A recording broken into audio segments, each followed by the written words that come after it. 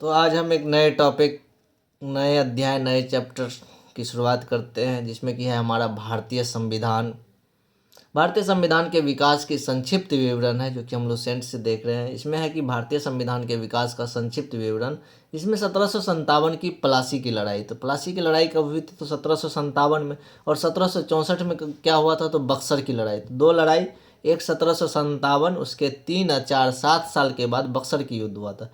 पहले पलासी फिर बक्सर, ठीक है, पहले पलासी फिर बक्सर। 1757 पलासी, बक्सर का युद्ध 1764 अंग्रेजों द्वारा जीत लिए गए थे।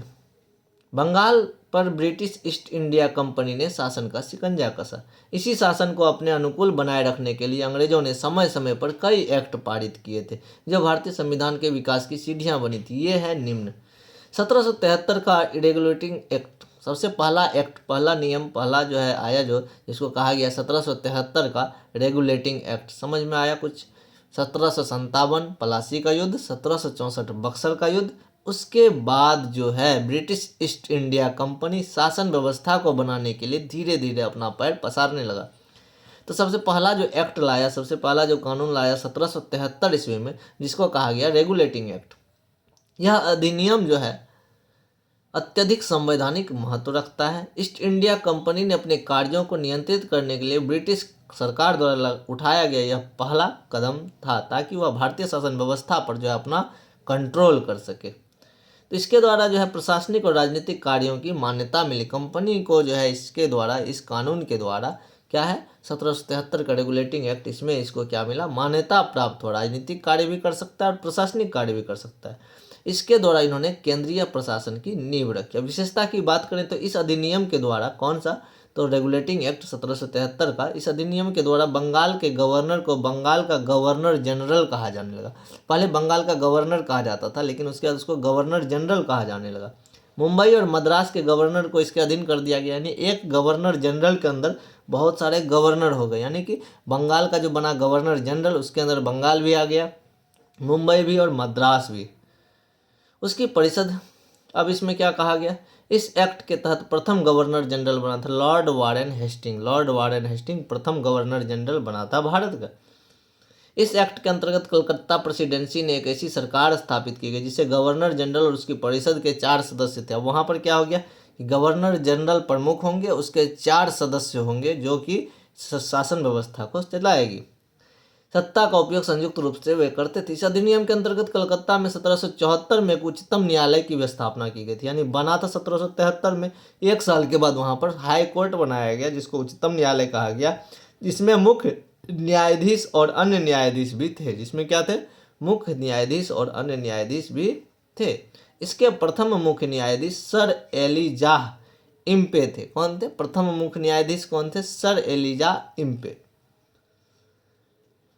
तो ये चीजें, उसके बाद अन्य 3 न्यायाधीश कौन कौन थे? Chambers, Lemaistre, hide.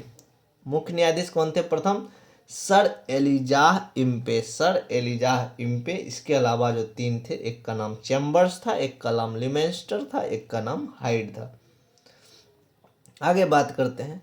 इसके तहत कंपनी के कर्मचारियों को निजी व्यापार करने और भारतीय लोगों से उपहार और रिश्वत लेने पर प्रतिबंध लगा दिया गया था। क्या क्या गया था? किसी भी व्यक्ति को, किसी भी कर्मचारी को, किसी भी प्राइवेट व्यापारियों से कोई भी उपहार और रिश्वत नहीं ले सकते, या लोगों से उपहार रिश्वत नहीं ले सकते। इस अधिनियम के द्वारा कंपनी के कर्मचारियों को, अच्छा, ईस्ट इंडिया कंपनी के जो लोग थे, वर्कर थे, उनको ऐसा कहा गया कोई भी भारतीय व्यक्ति से वह कोई भी उपहार या गिफ्ट नहीं लेंगे, उसको प्रतिबंधित कर लिया, और रिश्वत भी नहीं लेंगे। इस अधिनियम के द्वारा ब्रिटिश सरकार ने बोर्ड ऑफ डायरेक्टर्स के माध्यम से कंपनी पर नियंत्रण सशक्त हो गया। उन्होंने कंपनी पर भी नियंत्रण किया। भारत के शासन व्यवस्था पर तो नियंत्रण करना शुरू कर दिया बंगाल से, लेकिन इसके अलावा उन्होंने कंपनी पर भी कंट्रोल किया। इससे भारत के राजस्व, नागरिक और सैन्य मामलों की जानकारी ब्रिटिश सरकार को देना आवश्यक समझा, और यहाँ की सारा जानकारी कहाँ भेजता था? ब्रिटिश इंग्लैंड, इंग्लैंड भेजता था, ब्रिटेन, ब्रिटेन बोलो, इंग्लैंड बोलो, तो वहाँ भेजता था। एक्ट ऑफ सेटलमेंट 1781, पहला एक्ट बना 1773 में। 1774 में सुप्रीम कोर्ट की हाई कोर्ट की स्थापना कलकत्ता में हुई। उसके अलावा जो है एक एक्ट बना 81 में रेगुलेटिंग एक्ट के कमियों को दूर करने के लिए, कोई भी कानून बनता है तो क्या होता है, पिछले कानून में सुधार किया जाता है। तो रेगुलेटिंग एक्ट के कुछ कमियों को सुधार करने के लिए लाया एक्ट ऑफ सेटलमेंट। इस एक्ट के अनुसार कलकत्ता की सरकार को बंगाल, बिहार और उड़ीसा के लिए विधि बनाने का प्राधिकार दिया। अब 1781 का जो सेटलमेंट एक्ट था, एक्ट ऑफ सेटलमेंट, इन्होंने क्या किया, बिहार, बंगाल और उड़ीसा के क्षेत्र में कानून बनाने का अधिकार दे दिया। 1784 में आया Pitt's India act, act of settlement 1781, जिसमें क्या आया, कुछ नया चीज आया, जिसमें बिहार, बंगाल और उड़ीसा में कानून बनाने का अधिकार दिया इसको, क्योंकि ये कमी था उसमें, किसमें, रेगुलेटिंग एक्ट 1773 में। उसके बाद आया 1784 पिट्स इंडिया एक्ट। 1784 में क्या आया, पिट्स इंडिया एक्ट। इस एक्ट के दौरान दोहरे प्रशासन का प्रारंभ हुआ। बोर्ड ऑफ डायरेक्टर्स व्यापारिक मामलों के लिए, बोर्ड ऑफ कंट्रोलर राजनीतिक मामलों के लिए।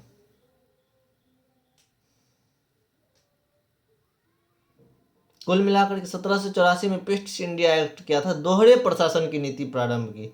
एक बोर्ड ऑफ डायरेक्टर व्यापारिक मामलों के लिए, बोर्ड ऑफ कंट्रोल राजनीतिक मामलों के, यानी कि शासन व्यवस्था को दो अलग अलग भागों में, एक प्रशासन की देखरेख करेगा, एक व्यापार का देखरेख करेगा, यानी कि इसको कर दिया दोहरे शासन व्यवस्था।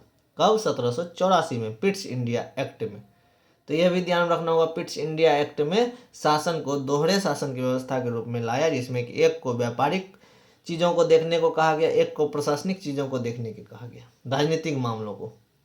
1793 में आया चार्टर अधिनियम। क्या आया, चार्टर अधिनियम। इस अधिनियम के तहत नियंत्रण बोर्ड के सदस्यों और कर्मचारियों के वेतन आदि को भारतीय राजस्व में से देने की व्यवस्था की गई। इससे पहले अंग्रेज खुद अपना व्यय करते थे ब्रिटेन से, लेकिन 1793 का जो चार्टर अधिनियम आया उसके अनुसार यह नियम बनाया गया कि यहाँ पर जो भी वर्कर होंगे, जो भी काम करने वाले कर्मचारी होंगे, उसको वेतन मिलेगा। जो भारत से टैक्स आता है, भारतीय लोगों से जो टैक्स आता है, उनसे ही दिया जाएगा। ये चीज़ 1813 में चार्टर अधिनियम एक आया, 1793 में, फिर आया 1813 में चार्टर अधिनियम। इस अधिनियम की मुख्य विशेषता क्या थी, कंपनी के अधिकार पत्रों को 20 वर्षों के लिए बढ़ा दिया गया। कंपनी का अधिकार पत्र को कितने वर्षों के लिए बढ़ाया गया, 20 वर्षों के लिए।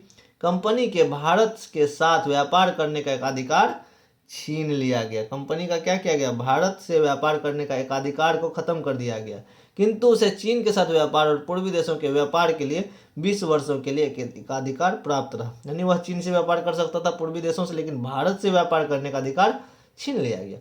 कुछ सीमाओं के अधीन सभी ब्रिटिश नागरिकों के लिए भारत के साथ व्यापार खोल दिया था, यानी ब्रिटिश नागरिक भारतीय लोगों के साथ व्यापार कर सकते थे। 1813 से पहले ईसाई पादरियों को भारत में आने की आज्ञा नहीं थी, यानी 1813 का चार्टर अधिनियम, 1813 से पहले ईसाई पादरी भारत नहीं आ सकते थे। लेकिन 1833 का इसके बाद क्या, परंतु 1813 के अधिनियम द्वारा ईसाई पादरियों को आज्ञा प्राप्त करके भारत आने की सुविधा मिल गई। इसका मतलब उन्होंने अपना धर्म का प्रचार प्रसार करने के लिए 1813 में इसका शुभारंभ कर दिया। 1833 का चार्टर अधिनियम, इस अधिनियम की मुख्य विशेषताएं